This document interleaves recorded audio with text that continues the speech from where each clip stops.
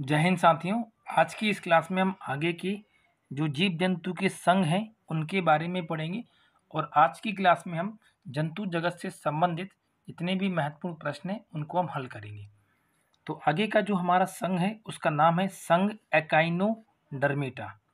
इसका जो शब्द है सबसे पहले जैकोब क्लिन नाम के वैज्ञानिक ने प्रयोग किया था।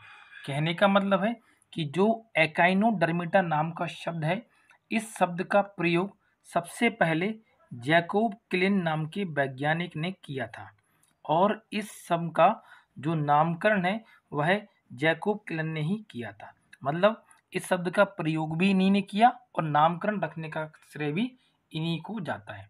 आगे है, इस संघ के जितने भी जीव जंतु हैं सभी क्या होते हैं? जलीय जीव जंतु होते हैं, अर्थात ये जल में निवास करते हैं। आगे है, एकाइनोडर्मेटा का अर्थ होता है कांटे नुमा संरचना, अर्थात ऐसे जीव जंतु जिनके शरीर पर कांटे नुमा संरचना पाई जाती है उन्हीं को अपन एकाइनोडर्मेटा कहते हैं। आगे है इसमें कि यह प्रथम अवस्था में द्विअरीय सममितीयकार होते हैं। मतलब जब ये छोटे होते हैं तो ये कैसे होते हैं? द्विअरीय, बीच में से काटेंगे तो दो बराबर भाग हो जाते हैं। लेकिन जैसे जैसे ये वयस्क अवस्था में आते हैं वैसे वैसे इनकी शरीर की जो संरचना होती है वह कैसी होती जाती है? अरीय सममितीयकार होती जाती है।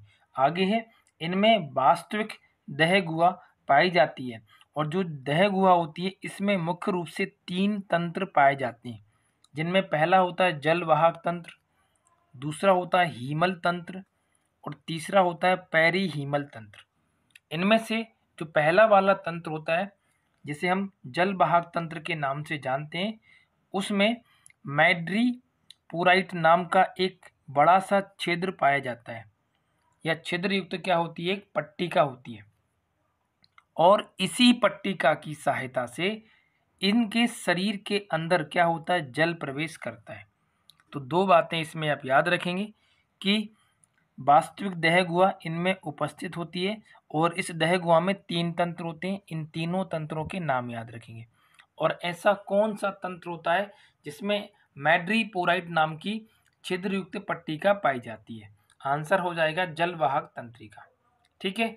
आगे है, इनमें लैंगिक प्रजनन होता है और इसमें जो लिंग होते हैं वह कैसे होते हैं? एक लिंगी, अर्थात नर जनन अंग और मादा जनन अंग दोनों के जो लिंग होते हैं वह अलग अलग होते हैं। ठीक है। आगे है इसमें कि इनमें अंतः निषेचन की क्रिया होती है। मतलब शरीर के अंदर जो शुक्राणु होता है और जो अंडाणु होते हैं दोनों के बीच में क्या होता है? अंतः निषेचन होता है। आगे है, इस संघ के जीवों में भी क्या होती है? पुनरुद्भवन की क्षमता होती है, जिससे ये स्वयं ही 1 से 2, 2 से 4 और 4 से 8 होकर अपने आप को रीजनरेट करते हैं। आगे है, इनका शरीर भी त्रिस्तरीय होता है। कहने का मतलब है कि इनके शरीर के ऊपर एक्टोडर्म, मीजोडर्म और एंडोडर्म नाम की 3 परतें पाई जाती हैं। आगे है उदाहरण। तो संघ एकाइनोडर्मेटा से संबंधित जो जीव जंतु होते हैं उसमें सबसे पहला आता है स्टार फिश, दूसरा है ब्रिटल फिश, तीसरा है समुद्री ऑर्चिन, नेक्स्ट है समुद्री खीरा, फिर है कुकुमेरिया, नेक्स्ट है थायोन, उसके बाद है एंटीडोन और सबसे लास्ट में समुद्री लिली। तो ये सभी के सभी उदाहरण संघ एकाइनोडर्मेटा के जीव जंतुओं के हैं। ठीक है। आगे है इसमें संघ एकाइनोडर्मेटा से संबंधित महत्वपूर्ण बिंदु, जिसमें सबसे पहला है कि जो कुकुमेरिया नाम का एकोडर्मेटा है या फिर इसी को अपन क्या कहते हैं एक और को हेलो या होलोथुरिया, इन दोनों को हम क्या कहते हैं? समुद्री खीरा या ककड़ी के नाम से जानते हैं। अगला है एंटीडोन को साधारणतः फादर स्टार के नाम से जाना जाता है। अगला जो एकाइनोडर्मेटा है वह है ओफियूरा। ओफियूरा को ब्रिटल स्टार के नाम से जानते हैं और एनिकस को सी ऑर्चिन मतलब समुद्री ऑर्चिन के नाम से जाना जाता है। अगला है एस्टेरियस नाम का जो एकाइनोडर्मेटा होता है उसे हम स्टार फिश के नाम से जानते हैं और इसकी आकृति पंच किरण युक्त तारे के समान होती है।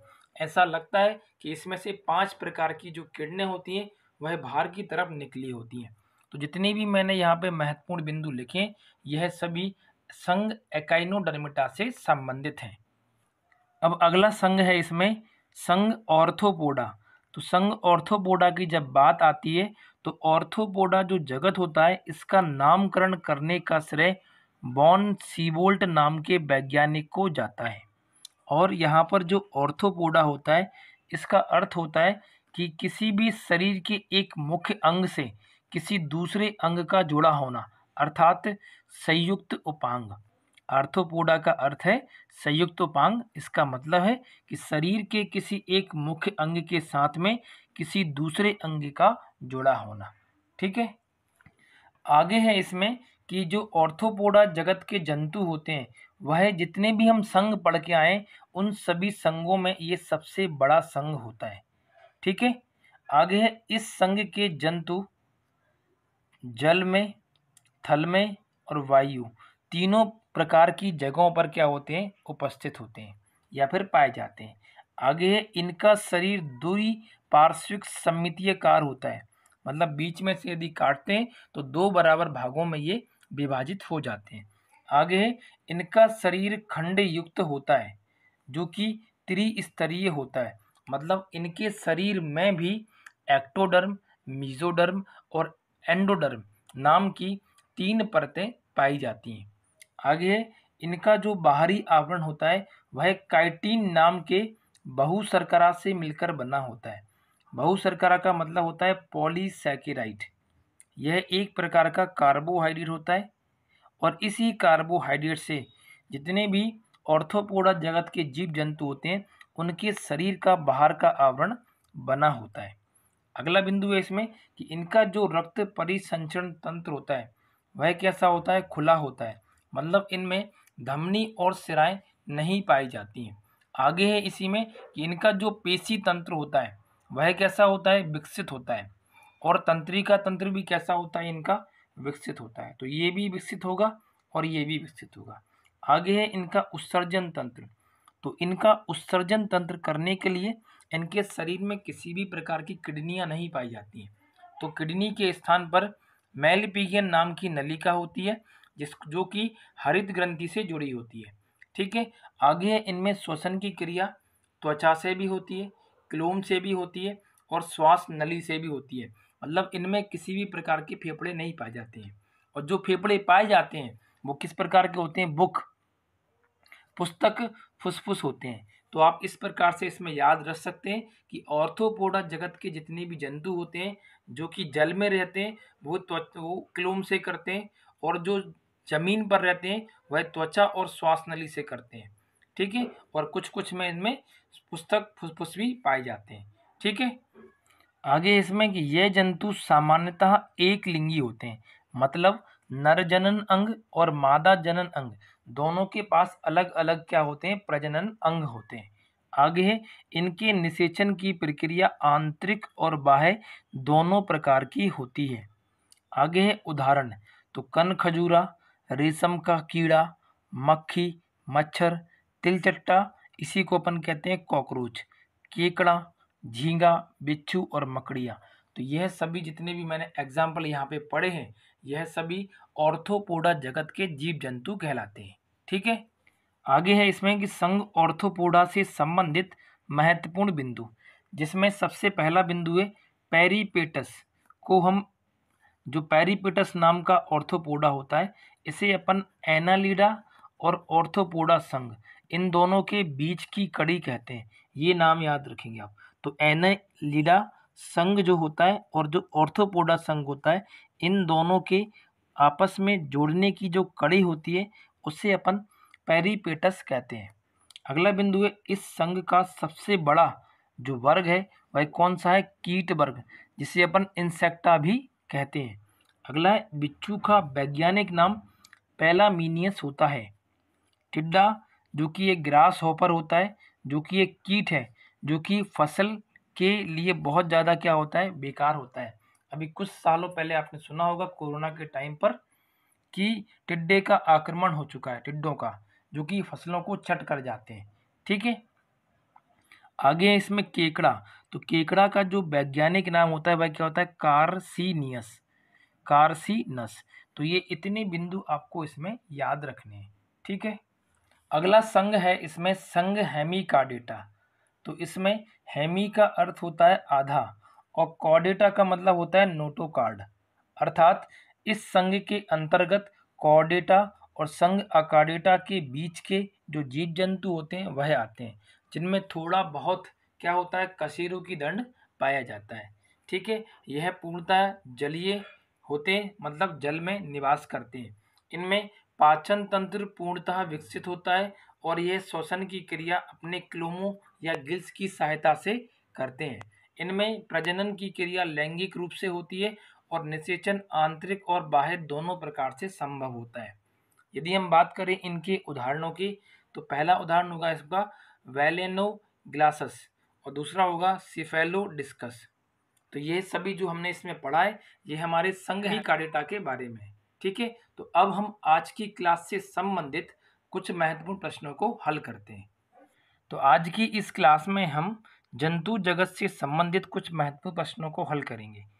तो सबसे पहला क्वेश्चन है इसमें कि मलेरिया परजीवी तथा अमीबा को किस श्रेणी में रखा जाता है? प्रोटोजोआ, पॉरीफोरा, सीलेंटेट्रा या फिर एनालिडा।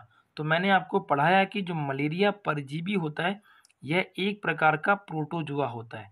तो ऑप्शन नंबर ए इस क्वेश्चन का सही आंसर होगा। अगला प्रश्न है इसमें कि निम्नलिखित में से किसकी आकृति निश्चित नहीं होती है? पैरामीशियम, युगलिना, ट्रेपेनोसोमा या फिर अमीबा। तो आप सभी को पता है कि अमीबा अपनी आकृति को क्या होता है? बार बार बदलता रहता है, इसलिए इस क्वेश्चन का सही आंसर होगा ऑप्शन नंबर डी। अगला प्रश्न है कि चप्पल की आकृति का जंतु है अमीबा, पैरामीशियम या फिर ट्रिपनेसोमा या फिर जियारडिया। तो इस क्वेश्चन का जो सही आंसर होगा वह क्या होगा? पैरामीशियम। पैरामीशियम को हम क्या कहते हैं? चप्पल की आकृति वाला प्रोटोजोआ कहते हैं। तो ऑप्शन नंबर बी इस क्वेश्चन का सही आंसर होगा, ठीक है।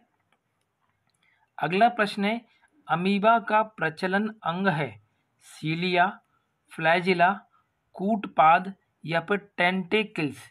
तो इस क्वेश्चन का सही आंसर होगा कूटपाद, क्योंकि अमीबा के चारों तरफ छोटे छोटे पैर निकले होते हैं जो कि क्या करते हैं? स्वयं को गति करवाने में हेल्प करवाते हैं। तो ऑप्शन नंबर सी इस क्वेश्चन का सही आंसर होगा। अगला प्रश्न है कि हरा प्रोटोजोआ को के नाम से जाना जाता है। तो ऐसा प्रोटोजोआ जिसको हम हरे प्रोटोजोआ के नाम से जानते हैं उसका नाम क्या है? युगलिना। युगलिना को हम हरे प्रोटोजोआ के नाम से भी जानते हैं।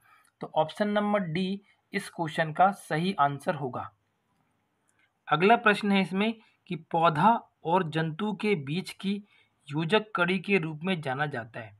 तो मैंने पीछे आपको पढ़ाया था इसमें कि जो युगलिना होता है यह पादप जगत और जंतु जगत के बीच की क्या होती है? कड़ी होती है।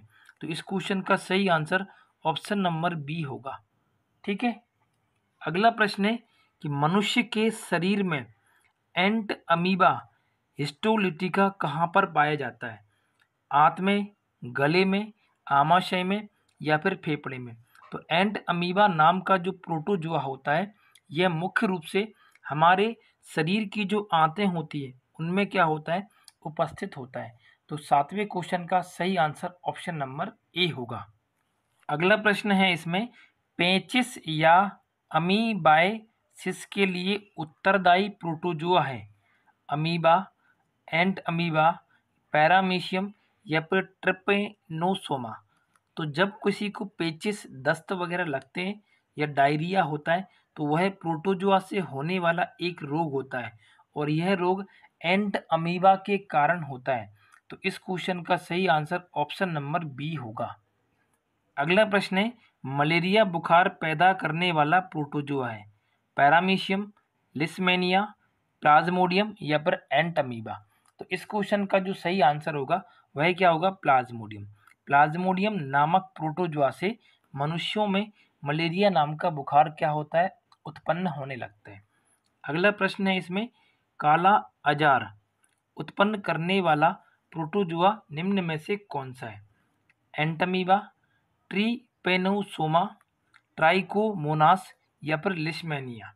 तो लिशमैनिया नाम का जो प्रोटोजुआ होता है यह मुख्य रूप से मनुष्यों में कालाजार नाम का जो बुखार होता है उसको बढ़ाने में क्या करता है, सहायता करता है। तो ये लिशमैनिया नाम के प्रोटोजुआ से काला आजार नाम का रोग हमें हो जाता है। अगला प्रश्न है, निद्रा रोग जिसे अपन कहते हैं स्लीपिंग सिकनेस। तो स्लीपिंग सिकनेस नाम का जब रोग होता है तो ये रोग होता है सीसी नाम की जो मक्खी होती है उसके काटने की वजह से होता है। और इस मक्खी का जो काटने वाला भाग होता है तो उसकी लार में से निकलता है ट्रीपेनोसोमा नाम का क्या, प्रोटोजुआ। और इसी प्रोटोजुआ के कारण हमें क्या आती है, लगातार निंद्रा आती है, क्योंकि ये हमारे तंत्रिका तंत्र पर सबसे गहरा असर डालता है।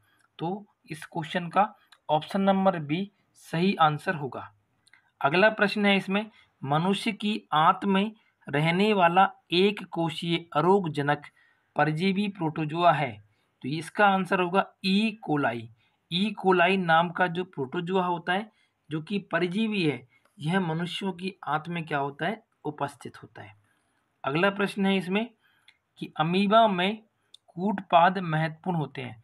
आप सभी को पता है कि अमीबा जब एक स्थान से दूसरे स्थान पर चलता है तो उसके प्रचलन के लिए उसमें कूटपाद मतलब पैर पाए जाते हैं, और यह पैर क्या करते हैं, उसको चलने में सहायता करवाते हैं और भोजन को ग्रहण करवाने में भी हेल्प करते हैं। तो ऑप्शन नंबर सी इस क्वेश्चन का सही आंसर होगा। ठीक है। अगला प्रश्न है इसमें कि मच्छर में मलेरिया परजीवी का जीवन चक्र किसने खोजा था? तो इसका जो आंसर होगा वह क्या होगा, रोनाल्ड रॉस ने। तो रोनाल्ड रॉस ने मच्छर के अंदर जो प्लाज्मोडियम नाम का प्रोटोजुआ होता है उस प्रोटोजुआ को खोजा था, जो कि मनुष्यों में मलेरिया का प्रमुख कारण बनता है। तो ऑप्शन नंबर बी इस क्वेश्चन का सही आंसर होगा। अगला प्रश्न है कि जापान में उपहार स्वरूप भेंट किए जाते हैं। तो जापान में मुख्य रूप से यू प्लैक्टेला नाम के जो प्रोटोजुआ होते हैं उन्हें उपहार के रूप में दिया जाता है। तो ऑप्शन नंबर सी इस क्वेश्चन का सही आंसर होगा। अगला प्रश्न है इसमें कि बीनस के फूलों की डलिया के नाम से जाना जाता है। यूको सोलिनिया, साइकॉन या फिर यू स्पंजिया या फिर यू पे प्लेक्टिला। तो जो ये नाम लास्ट में लिखा है जिसे जापानी लोग गुलगस्ते के रूप में देते हैं, यू प्लेक्टिला, इसी को अपन वीनस के फूलों की क्या कहते हैं, डलिया कहते हैं। तो इसका आंसर होगा ऑप्शन नंबर डी। अगला प्रश्न है कि स्पंजों के शरीर पर पाए जाने वाले छोटे छोटे छिद्र क्या कहलाते हैं? तो मैंने पीछे बताया था आपको कि मोलास्का के जो जीव जंतु होते हैं जिनके शरीर पर अत्यंत छोटे छोटे छिद्र पाए जाते हैं जो कि बहुत ज़्यादा संख्या में होते हैं, उन्हें अपन क्या कहते हैं, ऑस्टिया कहते हैं। और जब ये संख्या में यदि हम किसी एक छिद्र की बात करें जो कि बहुत बड़े आकार का होता है तो उसको बोलते हैं अपन अस्कुलम। तो आप याद रखेंगे जितने भी स्पंजी शरीर के जीव जंतु होते हैं उनमें जो अनेक छोटे छोटे छिद्र होते हैं उन्हें अपन ऑस्टिया नाम से जानते हैं। तो ऑप्शन नंबर ए इस क्वेश्चन का सही आंसर होगा।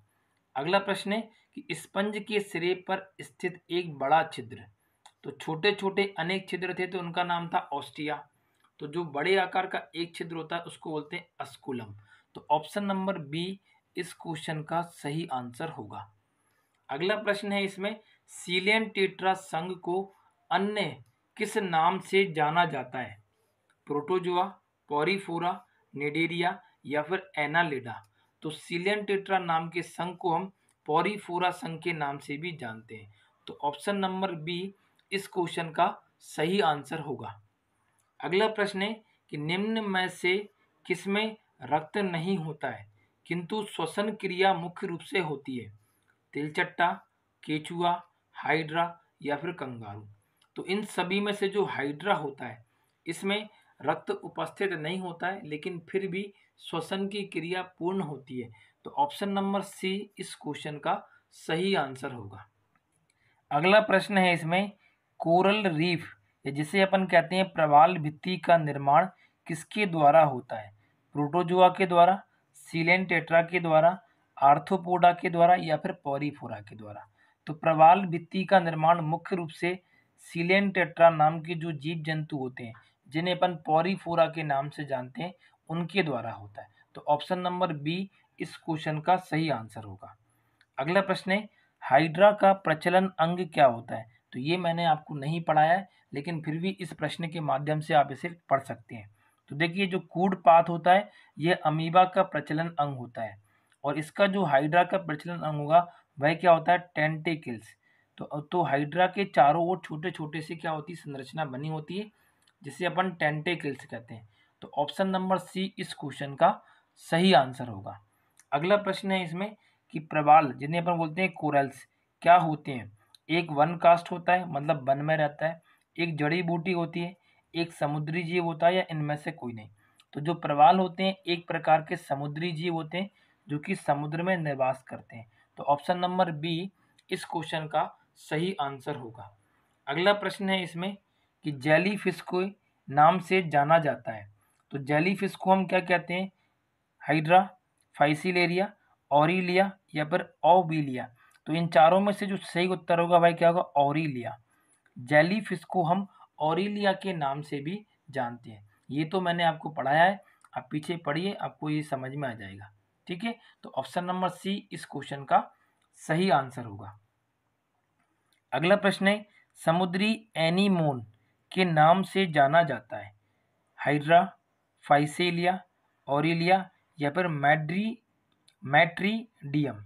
तो इस क्वेश्चन का जो सही आंसर होगा कि समुद्री एनीमोन, ये कहा जाता है मैट्रीडियम को। तो ऑप्शन नंबर डी इस क्वेश्चन का सही आंसर होगा।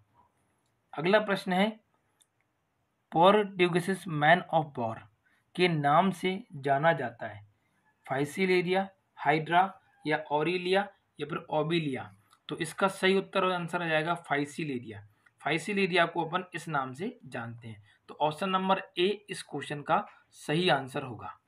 अगला प्रश्न है कि अमरत्व, जिसे अपन बोलते हैं इमोर्लिटी, का गुण पाया जाता है? स्पंज, हाइड्रा, केचुआ या फिर तिलचट्टा। तो मैंने ये आपको पढ़ाया है कि जो हाइड्रा होते हैं इनमें मुख्य रूप से अमरत्व का गुण पाया जाता है। तो ऑप्शन नंबर बी इस क्वेश्चन का सही आंसर होगा।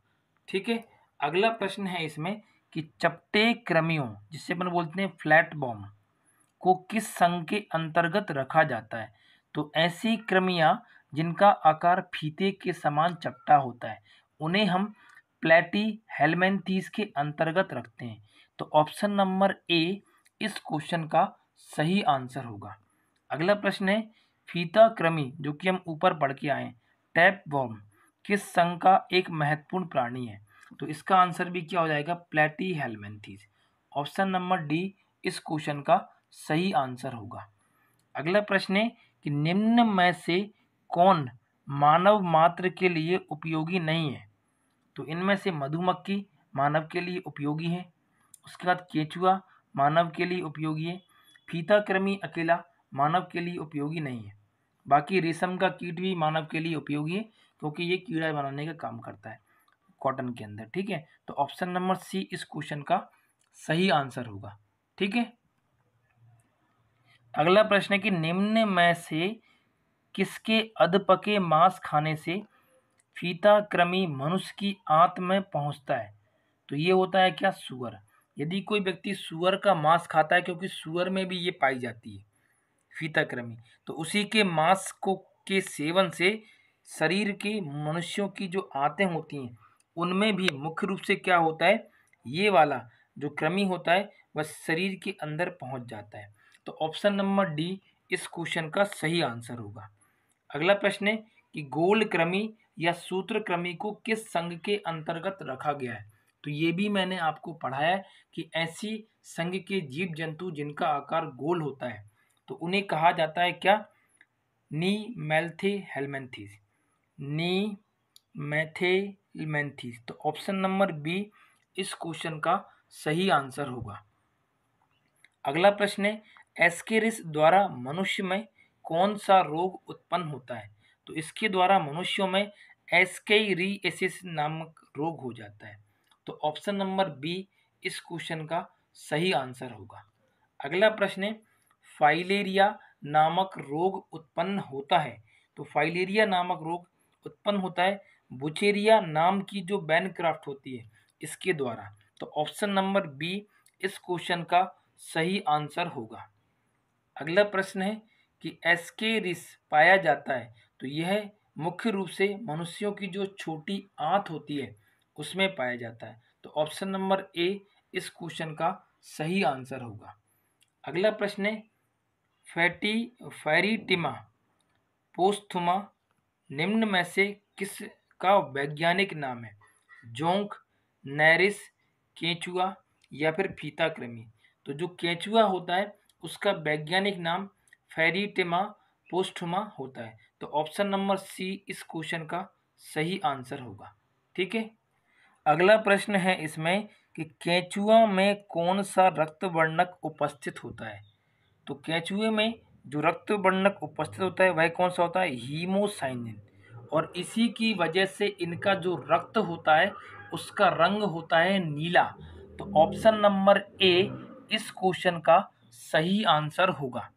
अगला प्रश्न है, केंचुआ कृषकों का परम मित्र होता है क्योंकि यह वायुमंडल में से उपस्थित नाइट्रोजन का स्थिरीकरण करता है? नहीं। जमीन को छिद्रयुक्त बनाकर मृदा में O2 की मात्रा को बढ़ाता है। तो ऑप्शन नंबर बी इस क्वेश्चन का सही आंसर होगा। केंचुए किसानों के परम मित्र होते हैं और ये क्या करते हैं? मिट्टी को छिद्रयुक्त बनाकर उसे उपजाऊ बनाने में सहायता करवाते हैं। ठीक है। अगला प्रश्न है कि केंचुए में कितनी आंखें होती हैं? तो केंचुए में मुख्य रूप से किसी भी प्रकार के कोई नेत्र नहीं होते हैं। वह मुख्य रूप से क्या होता है? नेत्रहीन होता है। तो ऑप्शन नंबर डी इस क्वेश्चन का सही आंसर होगा। अगला प्रश्न है, केंचुआ किसानों को किस प्रकार लाभ पहुंचाता है? तो हानिकारक कीटों को नष्ट करके, हानिकारक जीवाणुओं को नष्ट करके, उपयुक्त दोनों, या फिर भूमि को पोली करके। तो ऑप्शन नंबर डी होगा क्योंकि ये जो बड़े बड़े आकार के मिट्टी के जो पार्टिकल होते हैं उनको छोटे छोटे पार्टिकल में तोड़ने का काम करते हैं। तो ऑप्शन नंबर डी इस क्वेश्चन का सही आंसर होगा।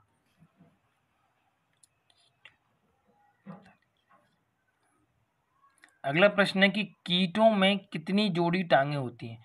तो जितने भी प्रकार के इंसेक्ट होते हैं उनमें मुख्य रूप से 3 जोड़ी टांगें होती हैं जो कि 2-2 के पेयर में होती है। यदि संख्या पूछेगा तो 6 होगा और यदि पेयर पूछेगा जोड़ी तो आंसर हो जाएगा 3। ठीक है। आगे, कॉकरोच जल में जीवित नहीं रह सकता क्योंकि उसका जो श्वसन अंग होता है वह क्या होता है? बातक होता है। ठीक है। तो ऑप्शन नंबर बी इस क्वेश्चन का सही आंसर होगा। अगला प्रश्न है, निम्नलिखित में से कौन सा कीट उपयोगी नहीं है? पहला है रेशम कीट, तो यह मनुष्यों के लिए बहुत ज़्यादा उपयोगी है। दूसरा है मधुमक्खी, ये भी उपयोगी है।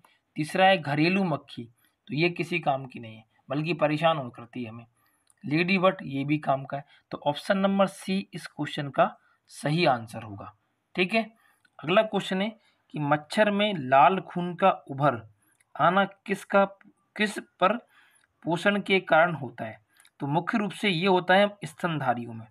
कहने का मतलब है जब मच्छर हमें जनरली काट लेते हैं तो काटने वाली जगह पे लाल लाल निशान बन जाता है और उभर के ऊपर की तरफ आ जाता है।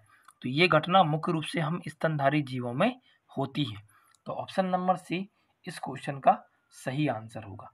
अगला प्रश्न है, लाहा उत्पन्न होती है पेड़ों की छाल से, कीटों के मल से, या कीटों के शरीर के स्त्रावण से, या फिर कीटों के अंडाशय से।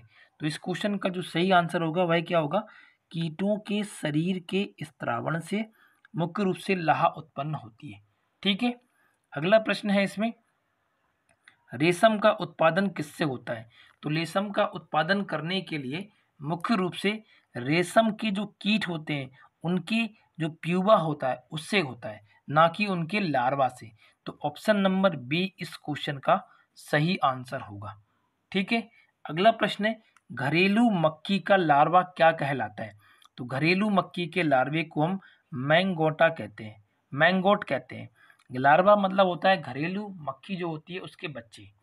ठीक है, तो जितने भी कीट होते हैं उनके लार्वे मतलब उनके बच्चे। ठीक है, तो घरेलू मक्खी का जो बच्चा होता है उसको मैंगोट के नाम से अपन जानते हैं।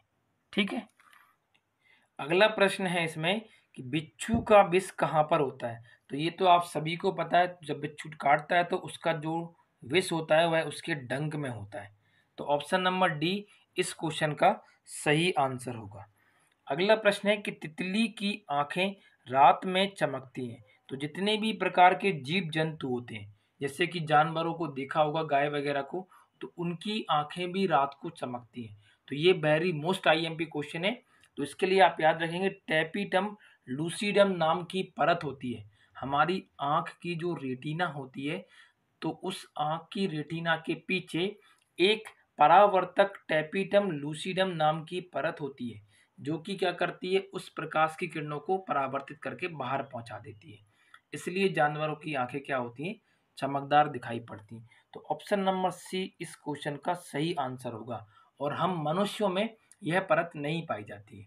ठीक है, अगला प्रश्न है इसमें कि निद्रा रोग होता है। तो जो स्लीपिंग सिकनेस होती है वह सीसी नाम की मक्खी के काटने से होती है। तो ऑप्शन नंबर ए इस क्वेश्चन का सही आंसर होगा।